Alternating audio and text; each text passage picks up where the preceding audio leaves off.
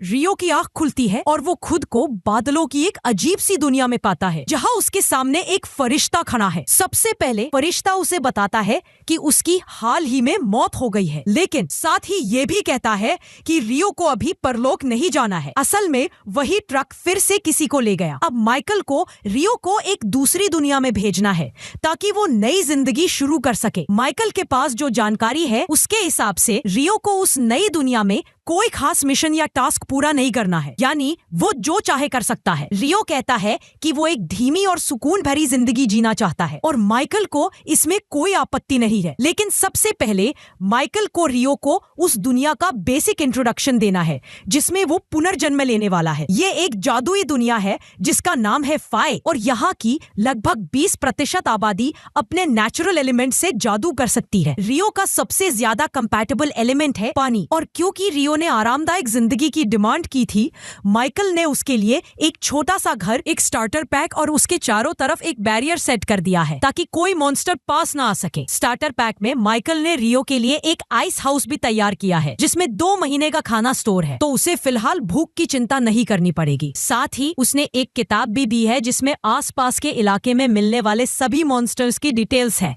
ये किताब तब काम आएगी जब रियो जंगल के जानवरों से सामना करेगा, लेकिन फिलहाल वो अपनी नई मैजिक ट्राई करना चाहता है। रियो बाहर जाता है और वाटर बॉल का जादुई मंत्र बोलता है जिससे उसके हाथ में पानी की एक गेंद बन जाती। उसे लगता है कि जादू करना जितना उसने सोचा था उससे कहीं आसान है, बल्कि वो बिना मंत्र बोले सिर्फ सोचकर भी पानी की गेंद बना सकता है, यानी मंत्र बोलना जरूरी नहीं है। अब जब उसे पता चल गया कि वो जादू कर सकता है तो वो सीधा बाथ हाउस जाता है और टब में पानी भरने लगता है, लेकिन जल्दी ही उसे एहसास होता है कि वो सिर्फ पानी बना सकता है, गर्म पानी नहीं। बिना गर्म पानी के नहाने का मजा नहीं आएगा, इसीलिए वो बाहर जाता है और पानी गर्म करने के लिए आग जलाने की कोशिश करता है, लेकिन उसे बिल्कुल नहीं पता कि आग कैसे लगाई जाए। काफी कोशिश के बाद वो हार मानकर पीठ के बल लेट जाता है। फिर उसकी नजर सूरज पर पड़ती और उसे एक आइडिया आता है। रियो एक टब में पानी भरता है और उस पर ध्यान केंद्रित करता है, पानी को कंप्रेस करता है और उसकी गर्मी निकालने की कोशिश करता है। धीरे धीरे बर्फ बनने लगती है। थोड़ी प्रैक्टिस के बाद वो बर्फ को शेप देकर मैग्नीफाइंग ग्लास बना लेता है जिससे सूरज की किरणों से आग जलाई जा सके। फिर वो उसी आग से आइस बाथ को गर्म करता है। इस तरह पहले ही दिन के अंत में वो आखिरकार रिलैक्स कर सकता है। अब जब उसे बर्फ बनाने का तरीका आ गया है तो उसे लगता है कि अगर वो पानी में हीट डाल दे तो गर्म पानी भी बना सकता है। अब उसे इसकी प्रैक्टिस शुरू करनी होगी। अगली सुबह रियो नाश्ता करते हुए अपने फ्यूचर के बारे में सोचता है। माइकल ने उसे सिर्फ 2 महीने का खाना दिया है, तो आगे जाकर उसे खुद शिकार करना पड़ेगा, लेकिन उसे लगता है कि सिर्फ एक चाकू से जंगल के मॉन्स्टर्स का सामना करना मुश्किल है। इसलिए वो अपनी ऑफेंसिव मैजिक की ट्रेनिंग शुरू करने का फैसला करता है। सबसे पहले वो एक वाटर बॉल बनाकर पेड़ पर फेंकता है और जैसा उसने सोचा था वैसा ही होता है, लेकिन उसे लगता है कि सिर्फ पानी की छोटी सी गेंद लड़ाई में ज्यादा काम नहीं आएगी। फिर उसे याद आता है कि अगर पानी को एक पॉइंट पर कंप्रेस किया जाए तो उसका इम्पैक्ट पड़ सकता है। वो फिर से वाटर बॉल बनाता है, लेकिन इस बार सारा पानी एक जगह इकट्ठा करता है ताकि प्रेशर पड़ जाए। आइडिया अच्छा है, लेकिन अभी उसकी स्किल्स इतनी अच्छी नहीं है, इसलिए उसका वाटर जेट अभी सिर्फ एक स्क्वार्ट गन जैसा है। रियो को माइकल की बात याद आती है। मैजिक इमेजिनेशन पर निर्भर करता है। उसे अपने दिमाग में क्लियर इमेज रखनी होगी और लगातार प्रैक्टिस करनी होगी। कुछ दिनों की लगातार कोशिश के बाद रियो के वाटर जेट्स अब ठीक ठाक दिखने लगे हैं, लेकिन अभी भी इतने स्ट्रॉन्ग नहीं है कि किसी मॉन्स्टर को मार सके। साथ ही रियो ने गर्म पानी बनाना भी सीख लिया है, जिससे अब वो जब चाहे वार्म बाथ ले सकता है। हालांकि उसे अभी भी टेम्परेचर कंट्रोल पर काम करना है। अगली सुबह वो फिर से आइस मैजिक की प्रैक्टिस करना चाहता है। इस बार वो हवा से ही बर्फ बनाने की कोशिश करता है। इसमें काफी मेहनत लगती है, लेकिन आखिरकार वो कुछ नहीं से बर्फ बना लेता है, भले ही उसमें 3-4 दिन लग गए हो। और वो बर्फ को पानी की तरह आसानी से फेंक भी नहीं सकता। अब तक उसकी कॉम्बैट ट्रेनिंग कुछ खास नहीं चल रही है, क्योंकि उसके बनाए हुए जादू लड़ाई में ज्यादा असरदार नहीं है। अगली कुछ घंटों में रियो लगातार प्रैक्टिस करता रहता है, जब तक कि आखिरकार उसकी सारी मना जादुई ऊर्जा खत्म हो जाती है और वो थक कर जमीन पर गिर जाता है। वो सोचता है कि आज के लिए इतना काफी है, लेकिन अगली सुबह जैसे ही उसकी मना वापस आती है वो फिर से प्रैक्टिस शुरू कर देता है। यही रियो की रोज की दिनचर्या बन जाती है अगले कुछ हफ्तों तक। इतनी मेहनत के बाद अब वो तुरंत बर्फ बना सकता है, जिससे उसकी आइस मैजिक अब एक असली अटैक बन गई है। अब जब उसके पास अटैक स्पेल्स का पूरा सेट है और खाना भी कम हो रहा है, तो रियो पहली बार जंगल में शिकार करने निकलता है। उसे तुरंत ही जानवरों के कुछ पैरों के निशान मिलते हैं, जिन्हें फॉलो करते हुए वो एक नदी के किनारे पहुंच जाता है। वहाँ उसे नदी के पास फ्लिंट चकमक पत्थर भी मिल जाता है, जिससे वो अपनी तलवार के किनारे से आग जला सकता है। इसी दौरान वो सोचता है कि कुछ डिटॉक्सिफिकेशन वाली जड़ी बूटियां भी इकट्ठा कर ले, ताकि जरूरत पड़ने पर काम आए। अचानक उसके पीछे से एक गहरी गुर्राहट की आवाज आती है। जब वो मुड़कर देखता है तो एक लेसर बोअर उसे घूर रहा होता है और रियो एकदम जड़ हो जाता है। बोअर उस पर चार्ज करता है, लेकिन ये पहली बार है जब रियो को अपनी जान बचाने के लिए लड़ना पड़ रहा है, तो वो घबराहट में कुछ सोच नहीं पाता। जैसे ही बोअर उसके पास पहुंचने वाला होता है, रियो खुद को संभालता है और एक तरफ कूद जाता है, जिससे वो बच जाता है। लेकिन बोअर अभी भी हार मानने के मूड में नहीं है। अब रियो का आत्मविश्वास वापस आ गया है। जैसे ही बोअर उसकी तरफ भागता है, रियो उसके रास्ते में बर्फ की एक फिसलनदार पट्टी बना देता है, जिससे बोअर फिसल जाता है। फिर वो बोअर के रास्ते में बर्फ की कई नुकीली कीलें बना देता है, जिससे बोअर की तुरंत और दर्दनाक मौत हो जाती है। बोअर का मांस प्रोसेस करने के बाद रियो मॉन्स्टर बुक निकालकर उसके बारे में पढ़ता है। किताब के अनुसार लेसर बोअर इस जंगल का सबसे कमजोर मॉन्स्टर है। पूरी किताब शुरुआत करने वालों के लिए गाइड है, इसलिए इसमें ज्यादातर बेसिक मॉन्स्टर्स ही है। लेकिन आखिर में 2 पेज एक्स्ट्रा हैं जो खास लगते हैं। एक पेज पर ड्रैगन के बारे में लिखा है कि वे इतने ताकतवर होते हैं कि अकेले ही पूरे शहर को तबाह कर सकते हैं। किताब सलाह देती है कि अगर कभी सामना हो जाए तो तुरंत भाग जाना चाहिए, क्योंकि उससे लड़ना नामुमकिन है। हालांकि भागना भी मुश्किल है, इसलिए दया की भीख मांगना ही बेहतर है। एक और पेज पर डेमन राक्षस का जिक्र है, लेकिन उसके बारे में ज्यादा जानकारी नहीं है। बस इतना लिखा है कि अगर कभी सामना हो जाए तो समझो सब खत्म। अगले दिन रियो फिर से शिकार पर निकलता है, लेकिन इस बार जब वो ध्यान नहीं दे रहा होता तो अचानक ऊपर से एक विशाल असैसिन हॉक शिकारी बाज उस पर हमला कर देता है। वो बाज हवा में उड़ते हुए अपनी विंड मैजिक से शिकार को काट सकता है। रियो को भागना पड़ता है और वो अपने बचाव के लिए बर्फ की शील्ड्स बनाता है ताकि रेजर जैसी हवा को रोक सके। रियो जानता है कि ऐसे बाज से लड़ना मुश्किल है, लेकिन भागना भी नामुमकिन है, इसलिए अब उसके पास सिर्फ एक ही रास्ता है, लड़ाई करना। वो हाथ उठाकर वाटर जेट्स चलाने लगता है, लेकिन बाज उसके अटैक से बच जाता है और हवा के जादू से रियो पर झपटता है।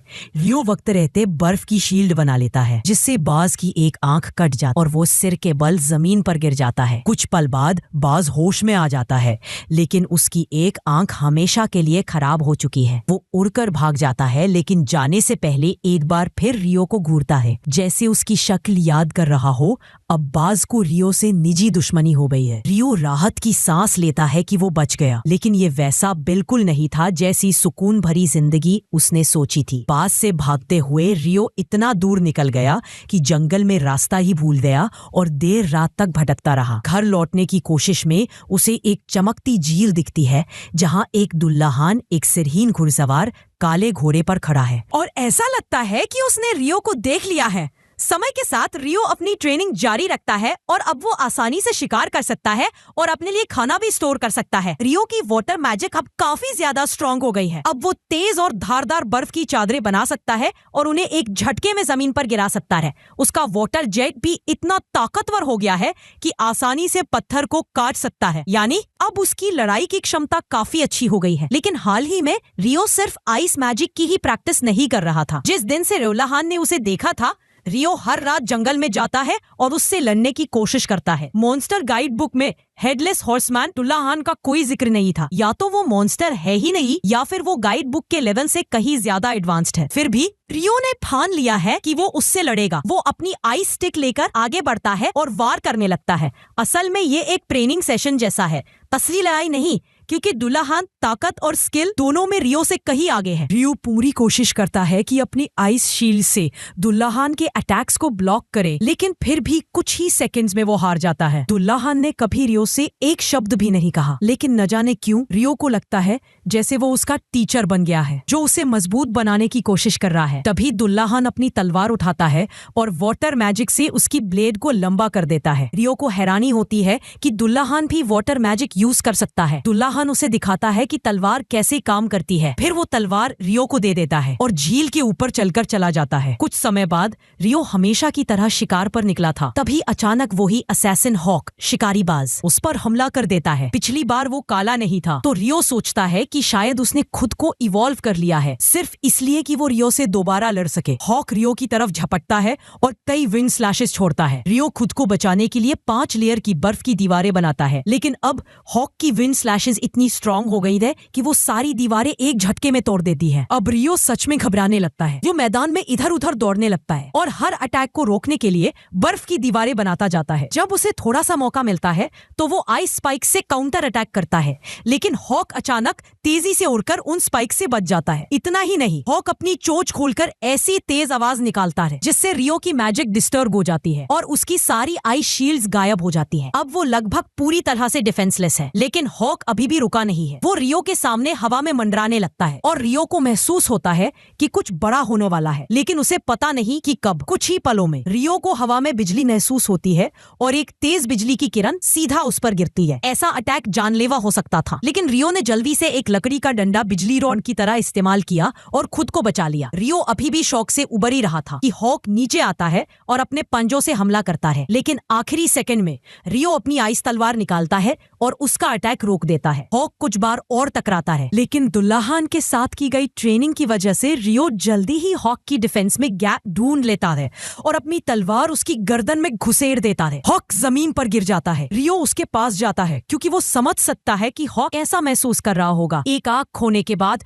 वो खुद को साबित करना चाहता था, इसलिए उसने खुद को इवॉल्व किया, लेकिन रियो ने भी खुद को मजबूत बनाया, इसलिए आखिर में हॉक हार गया। इसके बाद रियो घर की तरफ बढ़ने लगता है, लेकिन तभी अचानक उसके सामने एक ड्रैगन आ जाता है। उसे याद आता है कि किताब में लिखा था कि ड्रैगन को हराना नामुमकिन है, तो उसे लगता है कि अब उसका अंत आ गया है। लेकिन हैरानी की बात यह है कि ड्रैगन उससे टेलीपैथी के जरिए बात करने लगता है। ड्रैगन का मूड बिल्कुल भी खतरनाक नहीं लगता। असल में वो यहाँ फंसा हुआ है क्योंकि वो एक काले हॉक को ढूंढ रहा है जो इसी रास्ते से गया था। वो रियो से पूछता है कि क्या उसने कहीं देखा है। रियो खुश होता है कि ड्रैगन दुश्मन नहीं है, लेकिन उसे लगता है कि शायद वो उसी हॉक की बात कर रहा है जिसे उसने अभी अभी मारा है। रियो माफी मांगता है और बताता है कि हॉक ने उस पर अटैक किया था, इसलिए उसके पास और कोई रास्ता नहीं था। ड्रैगन को सुनकर हैरानी होती है कि एक इंसान ने हॉक को मार दिया, लेकिन वो ज्यादा नाराज नहीं लगता। ड्रैगन को रियो की तलवार में भी दिलचस्पी है क्योंकि वो उसे पहचानता है। वो फेरी किंग की तलवार है और उसके लिए किसी बच्चे को वो तलवार देना